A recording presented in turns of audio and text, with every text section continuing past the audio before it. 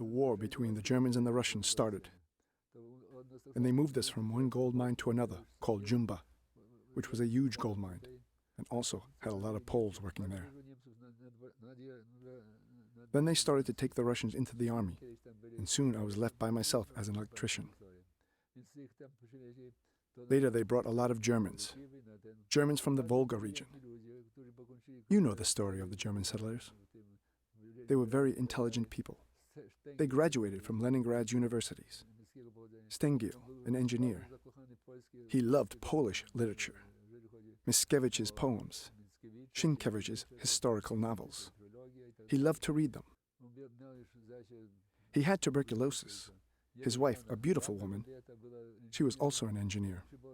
She got work in a hospital in the X-ray division. He helped me a lot. He helped everybody there. But his health was very poor. So they moved me to Jumba because there was nobody working there. It was a different type of gold mine. It went straight down. Jumba was a type of gold mine like a well, 1,500 feet down. Oh boy. Oh boy. Accidents happened there quite often. They wanted to increase gold production. They didn't care that people had to work in very dangerous places. Dangerous because when you started to drill the rock layers, the rock could easily fall off. They didn't care. They rushed us into work. There was a young guy and a stone that weighed maybe 1,000 pounds fell down and crushed him to death. There were a lot of accidents like that one.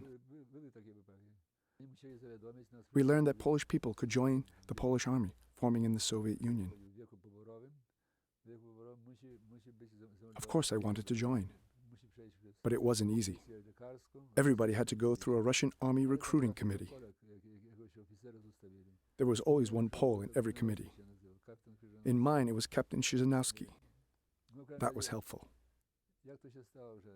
How did it happen that I got permission to join the Polish army? It's a long story. First of all, my boss in the gold mine didn't allow for it. He told me, "We need people here. You absolutely cannot leave." I was shocked. I wanted so desperately to join the Polish army. I had to ask him 5 times. Eventually, when I got very angry, he said, "We will see." I had to sign a form that I didn't want to work in the mine. But first he asked me if I wanted to change my nationality and be a Russian citizen. "I am Polish," I said. "Listen, would you believe a person who would do that?" "I don't think so. To change the nationality? For what?" Polish people there helped me. I got some extra portions of bread, and they made crackers for my trip. So I was ready to go and join the Polish army. Eventually they let me go, and I started the journey. First to Rutinia, where my mother and my brother were, and we said goodbye. And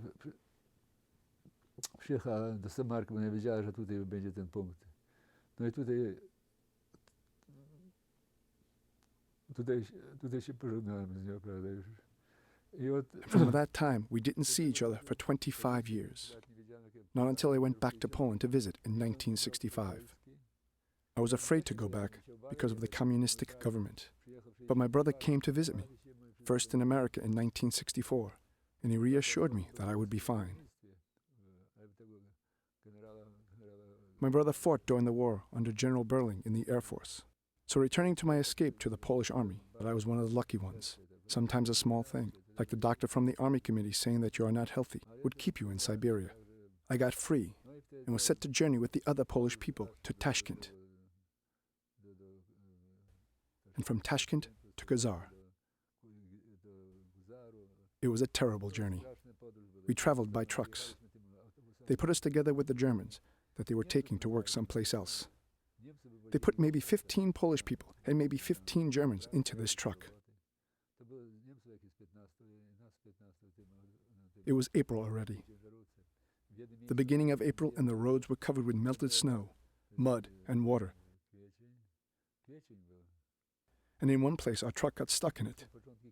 We all had to get out and push it. It took a long time, and we didn't get to our destination.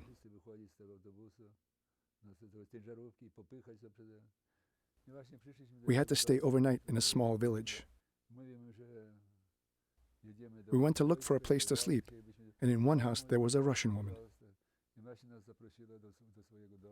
We told her we were going to join the Polish army, and she welcomed us.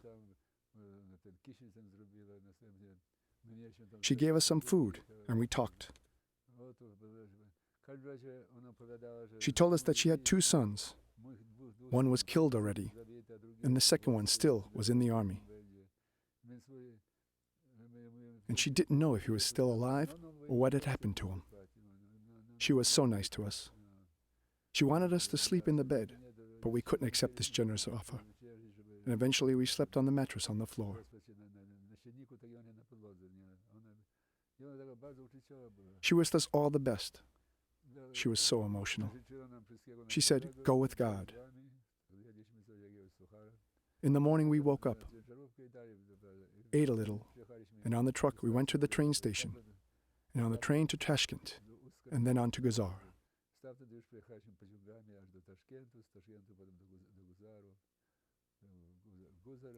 Guzar was where the Polish army was forming. We went through quarantine. 14 days in the tents. They were afraid of typhoid, which was an epidemic in Siberia at that time. 5,000 people died from typhoid in Guzar, also from different diseases, and from exhaustion. So I was in quarantine for 14 days. It was terrible. The heat, no water. The water in the Siberia River was dirty. I saw skeletons, not men, skeletons washing up on the banks.